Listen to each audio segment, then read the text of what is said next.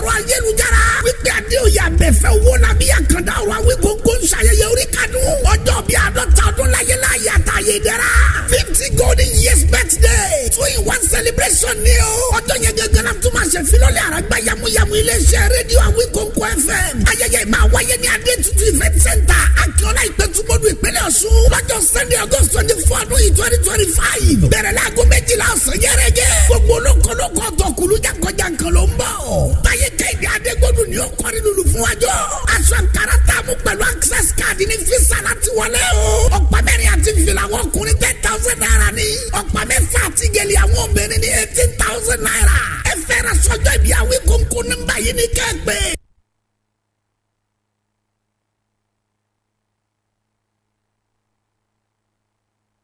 Adéoyè abẹ́fẹ́ owó làbí àkàndá ọ̀rọ̀ Awíkonko ló pé gbogbo àwọn olóríire ẹja jọ pàdé níbẹ̀. a máa retí yín o. a máa retí yín o. gbogbo ẹ̀yin olólùfẹ́ àkàndá ọ̀rọ̀ Awíkonko nílé ní lóko ní lódò ní lẹ́yìn odi ni a nígbàgbọ́ pé àjọṣe ni àná Olódùmarè ò ní fi sílẹ̀ ntí bọjọ́ jẹ́ òní bọjọ́ jẹ́ lágbára Ọlọ́run nǹkan ayọ̀ nǹkan dùnnú nǹkan rí lámọ̀ bára wa ṣe àkàndá ọ̀rọ̀ Awíkonko ló kọ́ mi Àjàó Àrònímí Awíkonko aṣọ lójú ọlọ́rọ̀ bọ́lọ́rọ̀ bá gbọ́ kí n bàbá ńlá bàbá ọlọ́rọ̀ ṣe ẹ̀kẹ́ ni mi ò máa dúró fọ́tìlé gbọ̀ngbọ̀n òtítàlẹ́ ni mi ò máa rẹ̀rù mọ́sọ̀ ayére ni mi ò máa yẹ́kóyẹ́kó ọ̀gẹ̀dẹ̀ ni mi ò máa yẹ̀dùyẹ̀dù èyí tó fún pin bí ẹ̀gbọ́n owó nìyẹn ọmọ yẹnuyẹnu màmá pé mo dé ajípariwo bí ẹyẹ oko màá sì fi ọ̀rọ̀ ìjìnlẹ̀ gbáyìí wọ́n kanlẹ̀kùn wọ́n wọlé àròyé wá ìpínlẹ̀ ni mi ọba gbogbo aṣọ òkè ni mi ọlọ́jà bàgẹ̀bàgẹ̀ bórí bá kún ẹ wá lábẹ́ lọ bó bá jódò lóko ẹja ránṣẹ́ pò mú ẹ̀ bàbá ń sọ nípa ẹjọ́ ìwé àtàròyé tó ń bọ́gbọ́n wá ẹja rántí olóògbòrò ẹyẹ olóhùn tó dùn ìgbáka ló lè mẹsẹ̀ àròyé ìran àwòkù lọ̀gá bọ́jẹ́ ti káforin dára àwọn odídẹrẹ́ wọn lò fófó àkàndá ọ̀rọ̀ Awíkonko mo tún kí gbogbo wa kù dédé àkókò yìí níbikíbi tá a ti láǹfààní láti mọ gbọ́ra wa láti mọ wòra wa ọ̀rọ̀ rẹ náà sọ nígboro Wasiu ìtìjú ló jẹ́ fún wa nílẹ̀ yìí pẹ̀ni tá à ń wò lọ́ọ̀kan o ó ń dojú ti wá o King Wasiu Ayinde Marshal òun náà nìṣẹ̀lẹ̀ kan ṣẹlẹ̀ sí nílùú Àbújá lánàá ìṣẹ̀lẹ̀ ọ̀hún ti wá di tọ́rọ́ fọ́nkálé ó ti bígì ó ti bá dùn bí ó lágbára débi pé àjọ tó ń rí sí ètò ìrìnnà ọkọ̀ òfurufú wọ́n fi àtẹ̀jáde ta pé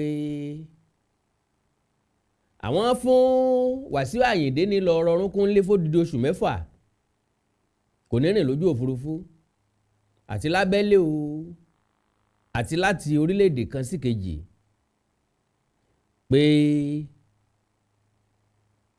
wọ́n fún ní jókòó jẹ́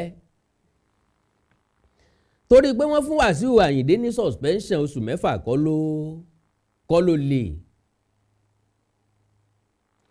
ìṣẹ̀lẹ̀ tó yíká ìṣẹ̀lẹ̀ yìí ló rújú díẹ̀ ṣé Yorùbá ní olè òní jàgbà kọ́ mọ̀ ṣe lójú fèrè n tí ò ṣe ni rí akì ipò tó ń dé ń bọ́ bá ti ṣẹlẹ̀ lẹ́ẹ̀kínní ẹ̀kejì ẹ̀kẹta ó ti di mọ́lí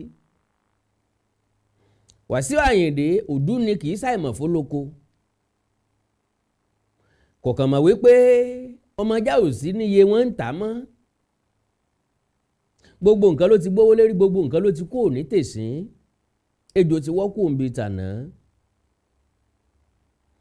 kí wá ló ṣẹlẹ̀ kí ló lè tó bẹ́ẹ̀ wọ́n mọ̀ọ́mọ̀ fẹ́ yẹ̀yẹ́ Wasiu ni àbí Wasiu Ayinde ló fẹ́ yẹ̀yẹ́ rẹ̀ wọ́n fẹ́ kan lábùkù ni àbó ló fẹ́ kan rẹ̀ lábùkù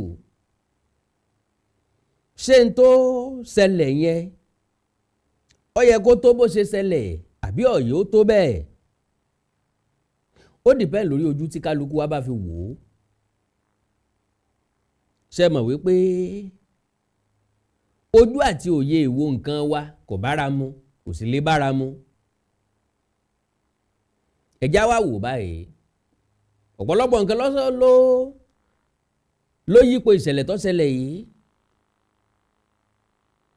lórí ìtàkùn ayélujára ó ní àwọn èèyàn ń sọ nípa rẹ̀ kò sọ́gbọ́n tá a fẹ́ dá sí i ńlá àwọn èèyàn ń ṣe kíni tí wọ́n ń sọ nípa rẹ̀ ó dáa bó bá jẹ́ pé bẹ́ẹ̀ lórí kí ló dé tó rí bẹ́ẹ̀ látàrí pé a fẹ́ mú water flask àbí water bottle a fẹ́ mú wọ bàálù tọ́wá di gbọ́n mi sí omi òtó tó di tí pilot ń dá sí tó di táwọn security ń dá sí tó di tí Wasiu Ayinde ìbá pàdánù ẹ̀mí ẹ̀ sí ẹ̀ ló bọ̀dá Wasiu àwọn yẹn lè má bá ọ sòótọ́ ọ̀rọ̀ àwọ̀ ọ̀bọ̀ sọ n ò tí ì dá ọ lẹ́bi n ò tí ì sọ̀rọ̀ gan ṣùgbọ́n ń tọ́sẹ̀lẹ̀ ń kálẹ̀ tètè bẹ̀rẹ̀ orí olódì yín àbámọ̀ kí wọ́n kú délé olódì yín lónìí ìbànújẹ́ nìkan ò sì túlù ẹbí yín nìkan ní ọkàn bí pásítọ̀ kú ńjọ́ sátidé àwáyìn òní ọgbẹnu ọmọ ìjọ ńjọ́ Sunday torí pé adìẹ funfun rẹ ọmọ rẹ lágbà n ò tí ì dọ́lẹ́bi náà o ẹ̀bí ń bẹ lọ́wọ́ tiẹ̀ ẹ̀bí ń bẹ lọ́wọ́ àwọn staff values jet àbí kí náà ń pera wọn ẹ̀bí ń bẹ lọ́wọ́ iléeṣẹ́ ọ̀hún gangan fúnra lára wọn ẹ̀bí sì wà lọ́wọ́ tiẹ̀ náà ayọ̀ tí kálukú fún un nǹkan ẹyọ kan tọ́hàn tó sì dájú ni pé Wasiu Ayinde ẹ̀sẹ̀ máa mú flask yìí kọjá kí ló wá dé títà náà dẹ́tíkẹ́ kí ló dé títà náà fọ́n ọ̀gá eléré nìkan ṣé bẹ́ẹ̀ ló yẹ kó rí ni kí là ń bá káàkiri gan ìdí ni pé lọ́pọ̀lọpọ̀ ìgbà ni Wasiu Ayinde ti mú flask yìí wọ the same flight ló ní wákàtí ọ̀wẹ́ mo kó fídíò oríṣiríṣi wá ibi tó ti mú flask yìí wọ falujẹ̀tì náà á lò ó gbogbo ìṣẹ̀lẹ̀ yẹn complete ẹ̀ pé fídíò tó go viral gangan bóyá ló ju 15 seconds lọ kò tó 30 seconds ṣùgbọ́n fún fídíò wà ń bí tó ṣàlàyé bí ìṣẹ̀lẹ̀ ọ̀hún ṣe wáyé gangan. Now Yorùbá ní ọ̀rọ̀ tó sojú ìlú ọ̀farasin awo tá a bá ṣe nínú ẹnìkan ni wọ́n ń pè láwo tó bá ti sojú èèyàn méjì mẹ́ta ó ti di kárí ayé aṣọ oníṣúgà jẹ́jẹ́ ni Wasiu fẹ́ wọnú pléènì ọ̀pọ̀lọpọ̀ àwọn èèyàn ló sọ̀rọ̀ ṣé ká kọ́kọ́ sọ díẹ̀ nù nǹkan táwọn èèyàn sọ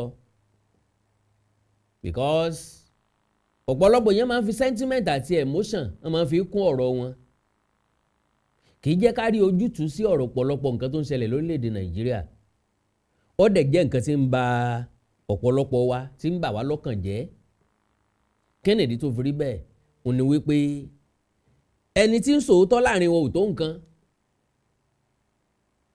we are always too emotional lórílẹ̀‐èdè Nàìjíríà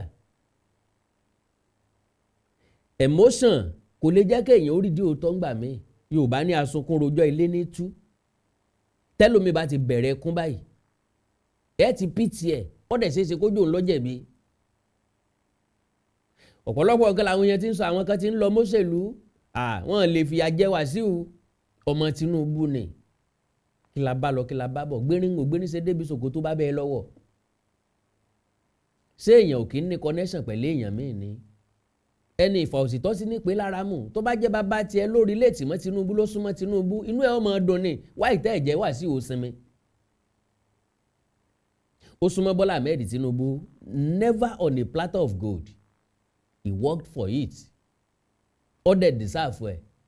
And he earned it. Tí nǹkan bá ṣẹlẹ̀ jẹ́ ká sọ̀rọ̀ sakata pàrà sójú ọ̀nà ibi tí nǹkan ṣẹlẹ̀ sí. Ẹ̀yẹ́ já mátamọ́. Ó sọ̀rọ̀ míì ọ̀tọ̀ níbi tẹ́lòmí ọbọ̀ gbé lọ. Lọ́kàn mi mo rí pé ẹni tó rìkọ́ọ̀dù fídíò yẹn gan ọmọ Ìgbò ni. Àwọn kan tó ti mú débi ẹ̀yà kálọ̀mọ Ìgbò kan ló ṣe bẹ́ẹ̀ nísìnyí wọ́n ti ṣe báyìí come on. Wasiu is an individual.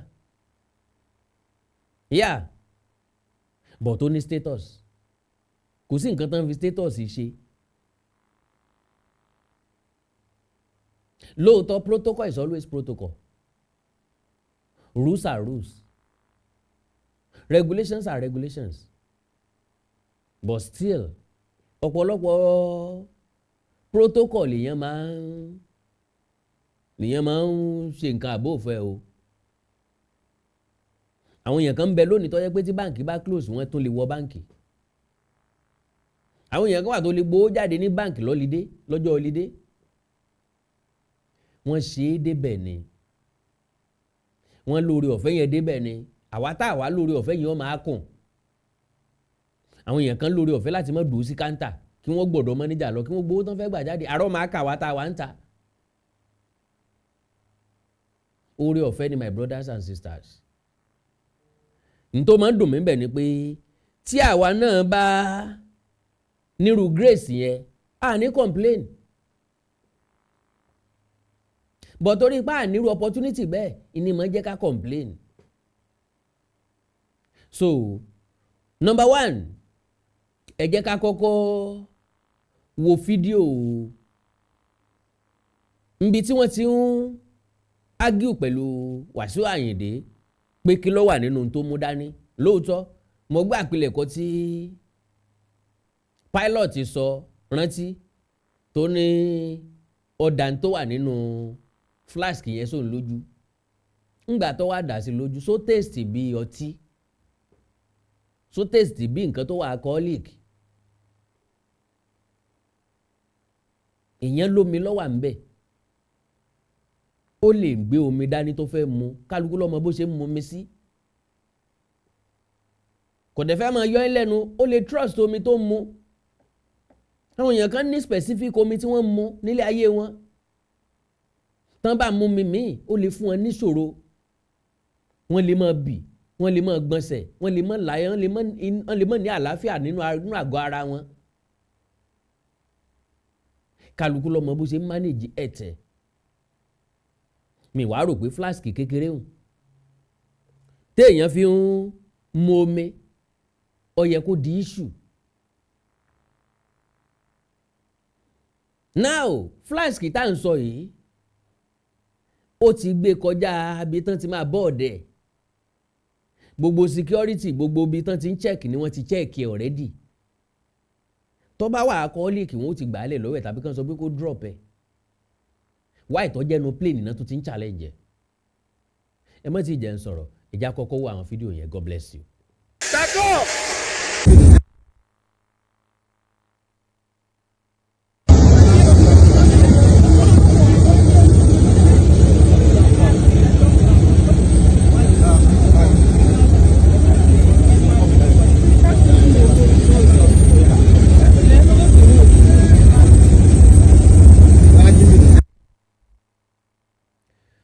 Now ibẹ̀ yẹn ni wọ́n ní argument ti wáyé táwọn security ti sọ pé kí Wasiu ó bọ́ sẹ́gbẹ́ kan kọ́mọ́dì lé àwọn èèyàn tó kù tí ó yẹ kó travel lọ sẹ́kọ̀ọ́.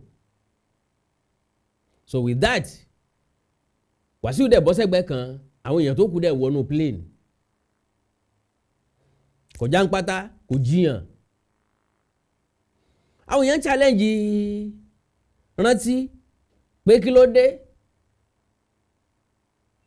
tó fi kúrò nídìí ṣé cockpit náà ń pè tó ikú òun bẹ̀ tó ìwá sísàlẹ̀ láti wá tó mọ̀ bá wọn dá sí i. Excuse rántí jẹ̀ ní o wípé òun wá bá Wasiu káwọn sọ amicably respect ni gẹ́gẹ́ bí ọmọ Yorùbá. Pilot ní lóòótọ́ kò sí nǹkan tó kàn pẹ̀lú ẹni tó fẹ́ bọ́ọ̀dù. Bọ̀ lọ́pọ̀ ọgbà náà àwọn pilot yìí máa ń dúró sẹ́nu ọ̀nà tó yẹ pé gba tí gbé plane bá wọlé nímọ̀ wọ́n yàtọ̀ sáwọn staff inú ọkọ̀. Now ìgbà tó ń wá bá Wasiu tó ń bá sọ̀rọ̀ àṣàbúrò sẹ́gbọ̀n àsọmọ ìyá kan náà àsọ gẹ́gẹ́ bí ọmọ tó jọmọlúàbí so pé ilé àríyànjiyàn bẹ̀rẹ̀ sí wáyé tí Wasiu fi sí ní tó wà lọ́wọ́ ẹ̀ tó fi dá tó ń ló dá lu àwọn èmi ò tí ì rí fídíò bí tó ti dá lu yàn but gẹ́gẹ́ bọ́n yìí sọ lọ́ọ́ da content yẹn sí òun lójú àtàwọn security tó wà ń bẹ̀ bó bá jẹ́ pé bẹ́ẹ̀ lórí taste ẹ̀yẹ kọ́ ó rùn nímú wọn pé ọtí leléyìí o omi leléyìí o kí ló dé tí wọn ò jáde with full chest pé lóòótọ́ ọtí ni Wasiu Ayinde gbé wọnú plane ló fẹ́ gbé wọnú plane and again gbogbo ibi tó ti tán ti pàṣẹ ẹ̀ kí ló dé tán pàṣẹ ẹ̀ ń bẹ̀ wáyé tẹ́ ẹ fẹ́ wo tó wà nínú flask ẹ̀ ó wà insulting ṣé tó bá ṣí yóò fi hàn ìbáyìí ni àbí yóò bù sọ́wọ́ kẹ́ ẹ lè bá a rí àbí yóò sọ pé kẹ́ ẹ tọ́ wò ẹ kú òǹdí ìbéèrè ọmọdé ni ẹ mọ̀jà apájá lọ́bọ̀ fúnra wa àlejò tí ń júwe sàárì ẹ̀ bàbá afọ́jú nínú òkun ó lọ́wọ́ ọmọ ńlẹ́ ń bẹ̀ bóyá àwọn èèyàn kan lọ́mọ ọmọ fẹ́ tìrì tí fọ́kọ̀ bu Wasiu Ayinde àkọ́kọ́ kọ́ ló ti mú wọ́ ó ṣe é ṣe kọ́ mọ̀ jẹ́ ẹ̀kejì now kí n tó fi fídíò bí tó ti kọ́kọ́ mú kinní yẹn mú flask yẹn wọnú plane yìí same plane yìí ẹ jẹ́ n kọ́kọ́ sáré ṣàfihàn ìgbà táwọn tí plane yẹn tán ti tilẹ̀kùn plane fẹ́ múfù àwọn security ń persuade Wasiu kókó ń bẹ̀ yẹn kó ká lọ Wasiu ń ṣe strong head kò tẹ̀lé wọn ẹ bá ń wí fún Wasiu pé ṣé kò mọ̀ wípé òun ti dàgbà Yorùbá níta bá dàgbà kọjá bàǹtí onírù ọmọ ẹni là á bọ fún àwọn kankan bẹ tó yẹ pé èèyàn ti jù lọ bí àwàdà kan tá a máa ń ṣe ń pé aeroplane tó ti gbéra ilé èèyàn ṣẹ̀ṣẹ̀ ń ṣẹ́wọ́ sí kò lè dúró mọ́ tírèènì tó ti ṣí ilé èèyàn ń juwọ́ sí kò lè dúró mọ́ mọ́tò là á dá dúró ọ̀kadà là á dá dúró kì í ṣe pléènì kì í ṣe tírèènì wọ́n ti tilẹ̀kùn ó ti rí pé wọ́n ti tilẹ̀kùn respect yourself kó o ní góhùn gbogbo surroundings yẹn ó wá ń try láti make call kò make sense bọ̀dá Wasiu kò make sense rárá kọ́ọ̀tọ̀ wá make ṣé kán dá plane dúró kọ́ mọ́ lọ́mọ ni àbí kán mọ́ jì ọ́ bà lẹ́kọ̀ọ́ gbogbo àwọn childish play yẹn childish act yẹn kò make sense kò wúlò kankan ọkàn create a necessary sin fúnra lára ẹ òpolongo ara ẹ lóòótọ́ Ọlọ́run ti fún ọ lórúkọ Ọlọ́run ti fún ọ lókìkí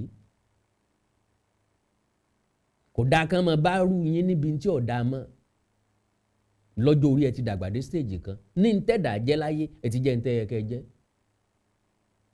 tá a nígbàgbọ́ pé tí kádàrá tó yàn fún pé tó máa jẹ́ lágbára Ọlọ́run ẹ jẹ́ pẹ̀lú ìrọ̀rùn ṣùgbọ́n àwọn kankan ẹ ti jù lọ tó bá jẹ́ mi tí mo kéré màá dẹ̀ kú òun bẹ́ẹ̀ jẹ́jẹ́lì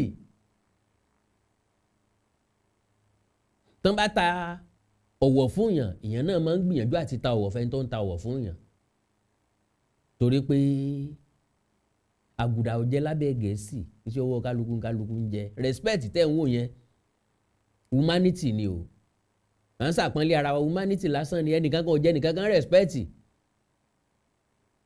mo lè rí Bọ́lá Tinubu báyìí kí n mọ́kì kí n máa wòran báyìí kí n mọ́kì humanity ni pé ìwọ ọmọlúàbí ni yóò gbé mi kí n sọ pé ààrẹ o kí n dọ̀bálẹ̀ kínkí à ń sàmúlò ẹni. now ngbà tí wọ́n pàṣọ èdè ẹ̀ tí ò kúrò ẹ já wo fídíò bí tán ti ń pàṣọ èdè ẹ̀ ẹ̀já wo fídíò bí wọ́n ti ń pàṣẹ èdè Wasiu. God bless you.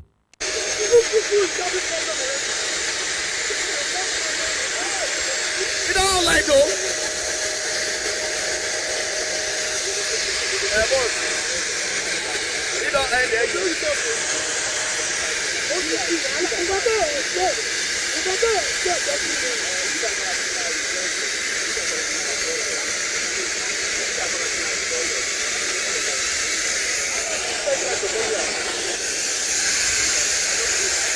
Hold on. Sakana bare move this in.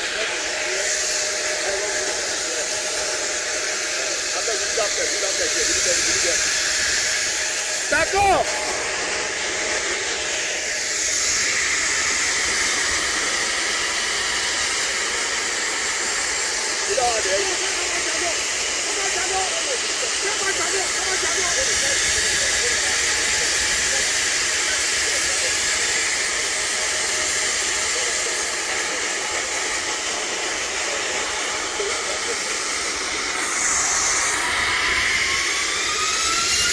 Let's go.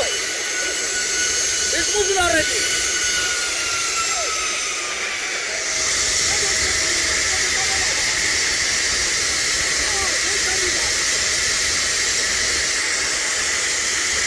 Nígbà tí plane fẹ́ gbéra, plane ti start. Wasiu tó ń gbìyànjú àti bọ́ síwájú plane. Ṣé èso bíbá tó yẹn ti fún un múlò yẹn? Gbogbo bíbá yìí ti yẹ kó kúrò níbẹ̀ pátápátá, ìyẹn kó ti kúrò. Ìjọpọlọpọ fẹ́ ń bẹ̀ mọ́, ìfihàn fẹ́ ń bẹ̀ mọ́. So gbogbo bíbá yìí pilot sì ń rí o ní ò jẹ́ kó move òtó ní báwọn security ń try láti pàṣẹ ìbẹ̀ láti wọ kúrò ńbẹ̀. So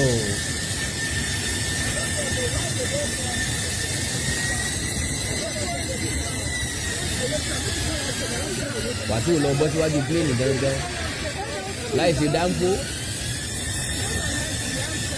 dáńfó téèyàn dá dúró bọ́ sọ pé òní ń lọ òní bí ẹ ṣe ń tà láti tọ́ọ̀nù ni Wasiu ń bọ́ síwájú ẹ̀ kò make sense rárá. Gbogbo àwọn ilé ìrere mọ̀dé ni kò mọ́pọlọ kankan lọ́wọ́ kò ní ìtumọ̀ kankan gidi kò sẹ́ni tó fẹ́ yìn ọ́ lé lórí. Plane ò gbọ́ kò gbọ́ náà nìyẹn náà plane ní ìwà ilẹ̀ tó máa gbé ẹ.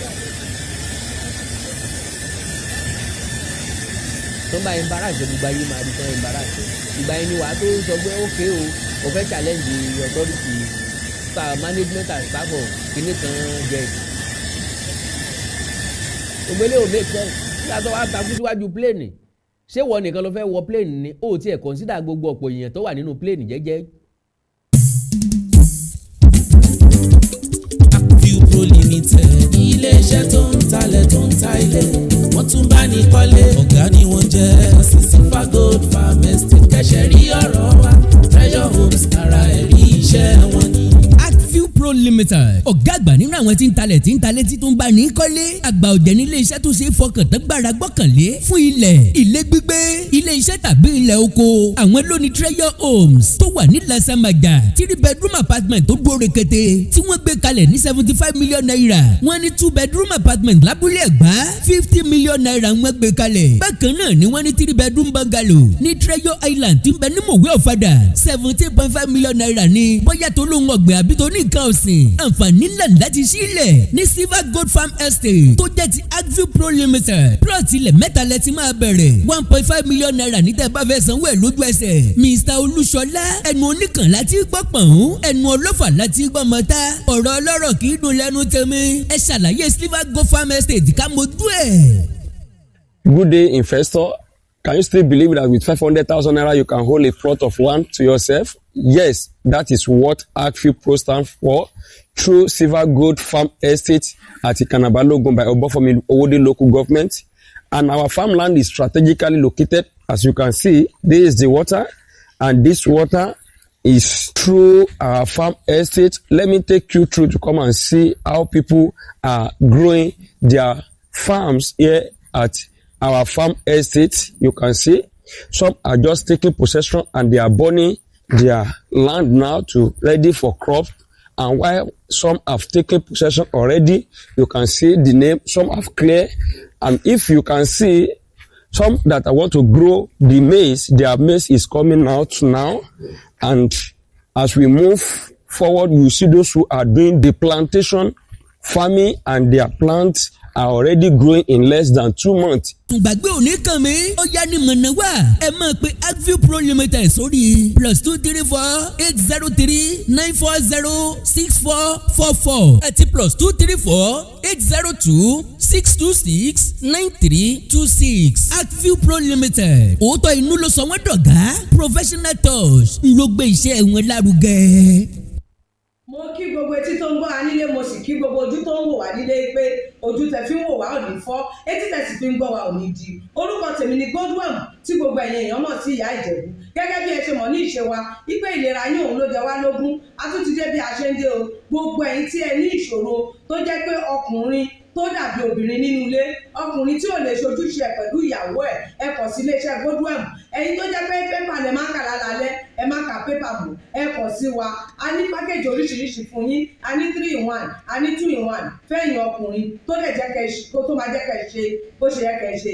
Bákan náà ni ìṣòro tí a ń pè ní arthritis yìí ó ń ṣọkùnrin ó ń ṣobìnrin, orúnkún ríro, ìbàdí ríro, ọrùn ẹsẹ̀ ríro, ẹlòmíì ó lè jẹ́ osteoarthritis lónìí, ẹlòmíì rheumatoid arthritis, ẹlòmíì ìdẹ̀rẹ̀ kò ní lè bẹ̀rẹ̀ mú nǹkan lẹ̀, ẹlòmíì ò lè bẹ̀rẹ̀ kírun, ó ṣeé ṣe kó jẹ́ sciatica ni, ó ṣeé ṣe kó jẹ́ lumbar spondylosis ni, ẹlòmíì ìdẹ̀rẹ̀ arthritis ni. Tó bá ti di pé ìbàdí ń wọ ẹ́ ò lè bẹ̀rẹ̀, ẹlòmíì orúnkún ríro, ẹlòmíì ẹsẹ̀ á máa gbóná, ẹlòmíì àpapọ̀ rẹ̀ á máa gbóná, ẹlòmíì ẹsẹ̀ á máa gbọ̀n, ẹlòmíì ara á máa tá, orí á máa tá, àpapọ̀ ara á máa tá.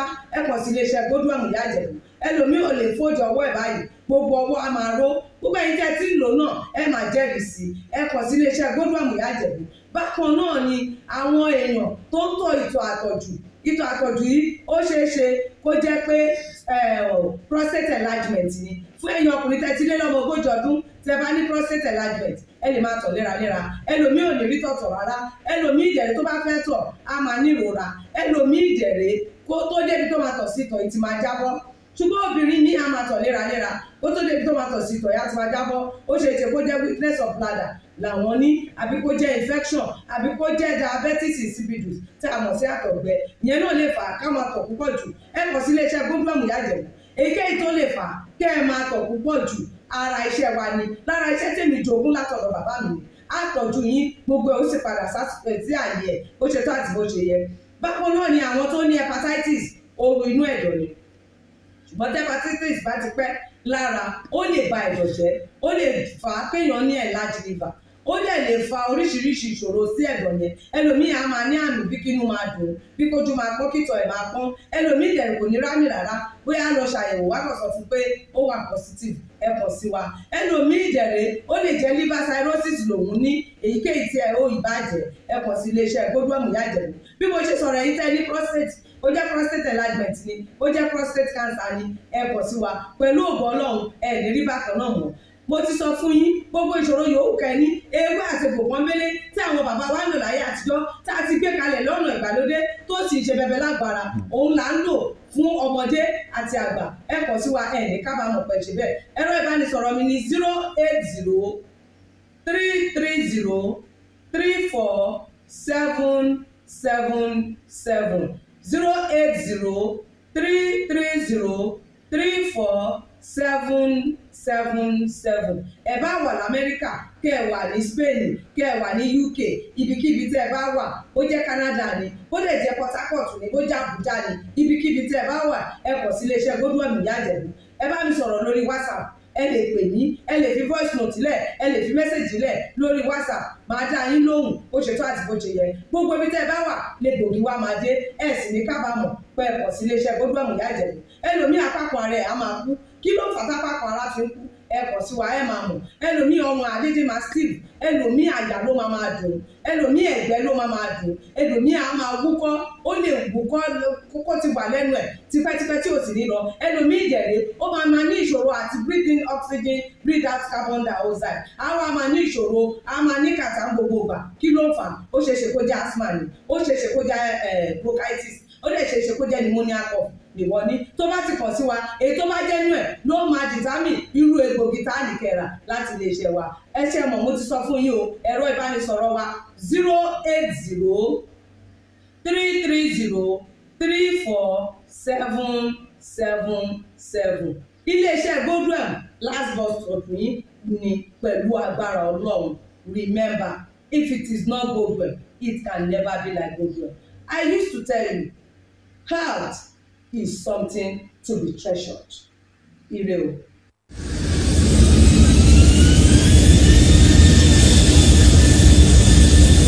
Another school dey make you are the but what you play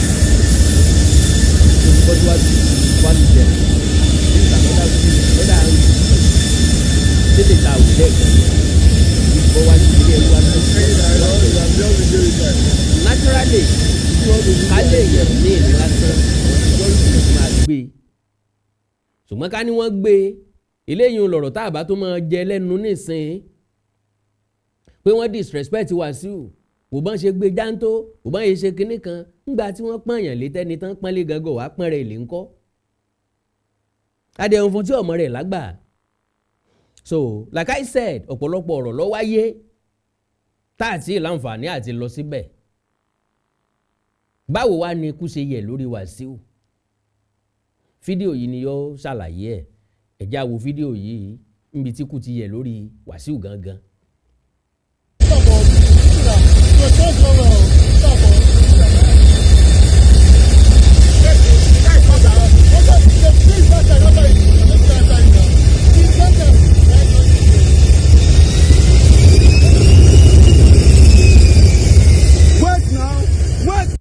wo bó ṣe bẹ̀rẹ̀ orí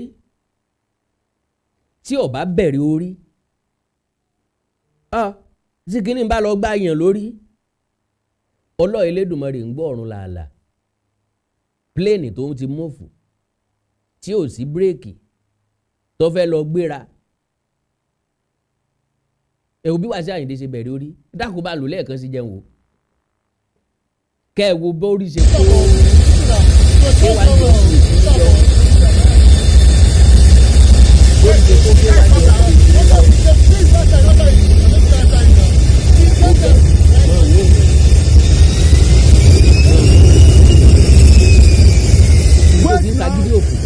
níbi tó ti ń sagídí òfò wow now Wasiu Ayinde rèé àti value jet the best of my understanding àwọn staff value jet ló kó rẹ́dẹ̀ẹ́dẹ́ yẹn bá iléeṣẹ́ ọkọ̀ òfurufú yẹn wọ́n ti pàṣẹ wúrà rẹ̀ ti lànà kọjá gbogbo security check pátápátá ń ló ti kọjá ń bẹ̀ ó mú flash kẹ̀ dáadé kọjá ń bẹ̀ wọn ò dá dúró wọn ò sọ pé tí lọ́wọ́ ń bẹ̀ iléeṣẹ́ value jet náà sọ pé àwọn ò lè confam ń tọ́ wà nínú ẹ̀ pé ọtí ni àbí kìí sọtí pé ó wá pé alcoholic ni tàbí kò ṣe alcoholic pé àwọn ò lè confam ẹ̀ níbi tẹ́mi mọ̀ wípé wọ́n ti gbọ́dọ̀ confam ẹ̀ níbi tán sọ pé ó ti dà sáwọn lójú èyàn ó wo taste ẹ̀.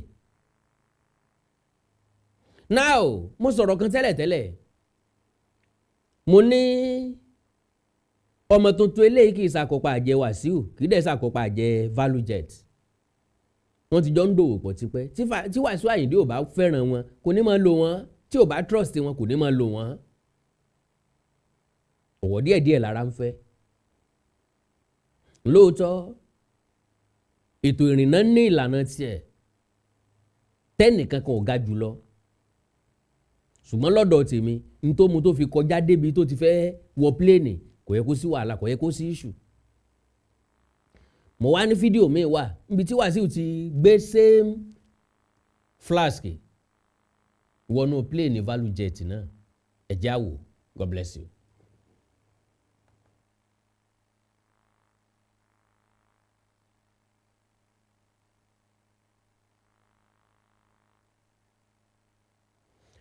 òun náà lélẹ̀ o Jagunlabi panko pì ẹkùn ìní lọ ẹ̀ o flask ẹ̀ wà lọ́wọ́ ẹ̀ o wọ́n fẹ́ lọ wọ pléènì rẹ o same Nnamdi Azikiwe International Airport tó wà nílùú Àbújá náà ni o bó ṣe mú nǹkan káàkiri nìyẹn o ńlẹ̀ ẹnìkan bá mú dání bẹ̀ yẹn ńlọ mú dání tó ń wọ plane lọ yẹn ńlọ mú dání yẹn ẹni wọn kò stop ẹ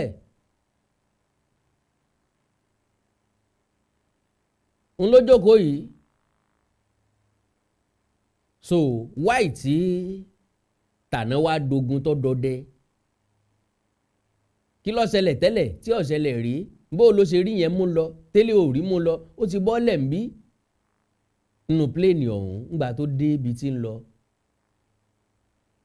flask ọ̀nà ló tó mú dání sọ̀kalẹ̀ yẹn ńlọ jẹ́ kí n sọ wípé fọ́kọ̀pù wà pẹ̀lú value jet staffs bóyá àwọn kan òfà ṣiṣẹ́ bóyá wọ́n fẹ́ ṣe ojú ayé wọ́n fẹ́ ṣe kárí mi kán lè mọ̀ pé wọ́n wà effective kán lè mọ̀ pé wọ́n ń ṣiṣẹ́ gẹ́gẹ́ bí road safety tó dèmi náà dúró lọ́nà Ìbàdàn lánàá tó rí customized number ọ̀dẹ̀ dá mi dúró sáàrin títì ó béèrè license lọ́wọ́ mi mo dẹ̀ fún ọ ó wá ní kí n reverse kí n park mo wá ní kí ló dé tó fi park mi tẹ́lẹ̀ kó tó béèrè license níbi tó ti fẹ́ dá mi lóhùn lélẹ̀ èmi náà wà ń bẹ̀ wá ní ṣe torí pé òun ò kọ́kọ́ park mi ni mo ṣe dúró síbi tó ní ta ló dá mi dúró síbẹ̀ ó lóun ló ń dá mi dúró síbẹ̀ kí wá ló dé tó wá ń sọ pé kí n kó mẹ́nu ìsìn ó bẹ̀rẹ̀ sí béèrè gbá béèrè àwọ̀ ó béèrè wé mọ́tò mo fi lè lọ́wọ́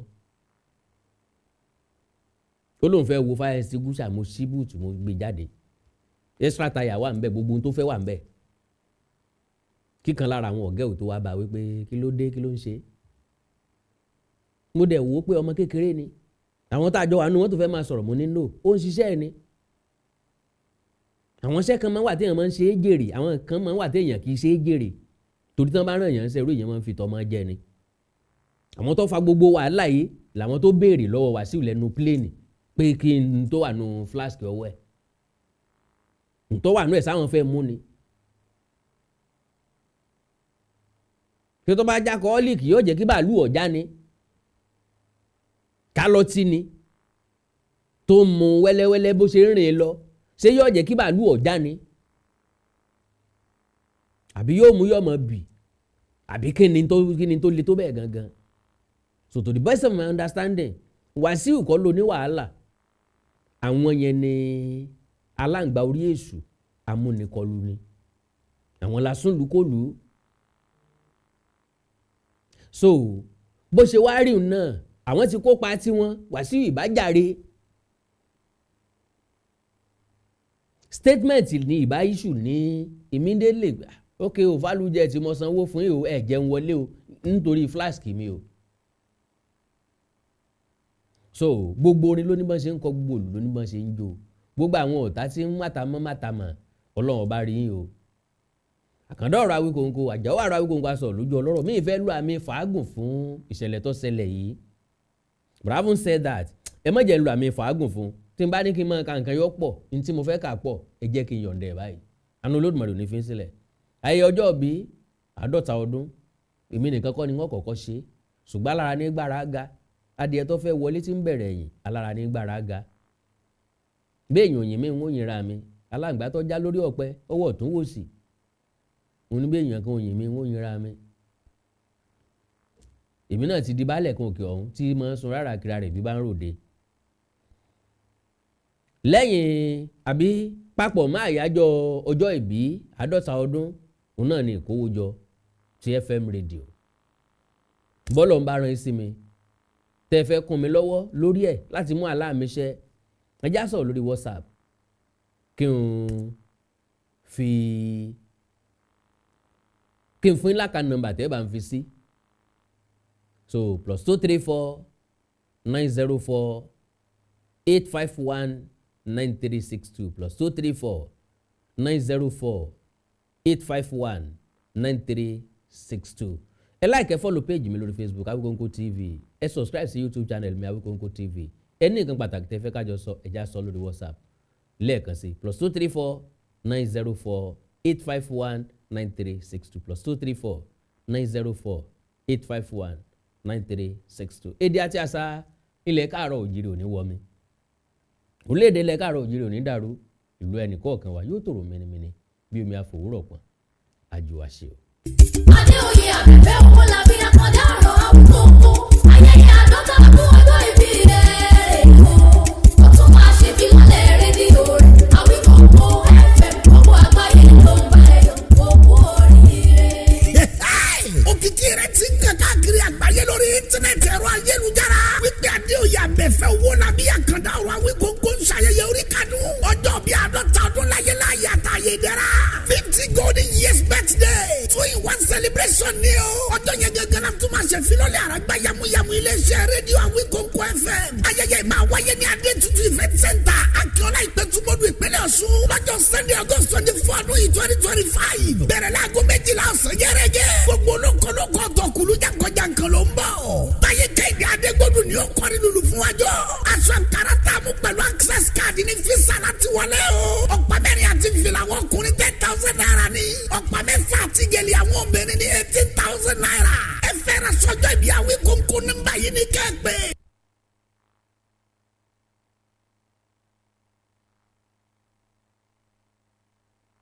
Adéoyè àbẹ̀fẹ́ owó làbí àkàndá ọ̀rọ̀ Àwíkọ́nkọ́ ló pé gbogbo àwọn olóríire ẹja jọ pàdé níbẹ̀. A máa retí yín o. Ẹwà aróko tí wọ́n fi ránṣẹ́ yìí ta lójú ń pọ́n. Ìlú Ìlọ́rọ̀ mo fẹ́ kó jẹun túwẹ́túwẹ́.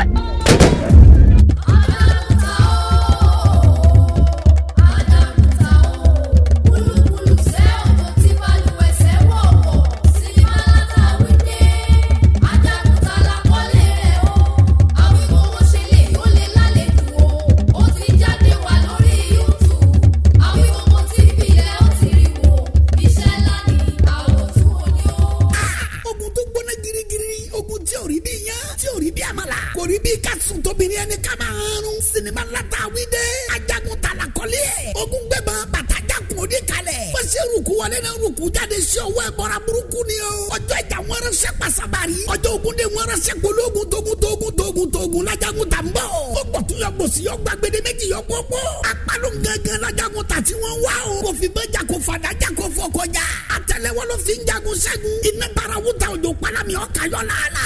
Ibi tó ti ríru agbára yìí kò sẹ́ni tó yé. Sinimá ti tún ajagun ta. It's a blockbuster written and produced by Adéoyè àbẹ̀fẹ́ Àwíkọ́nkọ́. Directed by Ṣeun Akínsanya correct man. Packaged by Mary Akíọ́lá. Starring Sanusi Isiakapa. Kabiru Adéyínká Arínájà. Ralph Níyì. Délé Fágbóyọ̀. Adéwálé Alébíoṣù. Ọláìdé Àjàní Àtòríbẹ̀wù. Tamatiye. Eléjìgbò. Abẹ́ni ẹ̀rọ. Adéoyè àbẹ̀fẹ́ Àwíkọ́nkọ́ fúnra ẹ̀. Mary Akíọ́lá àti bẹ́ẹ̀ bẹ́ẹ̀ lọ. Nínú sinimá ńlá ìta àgbàkọ́lé ẹ̀ ní ajagun ta.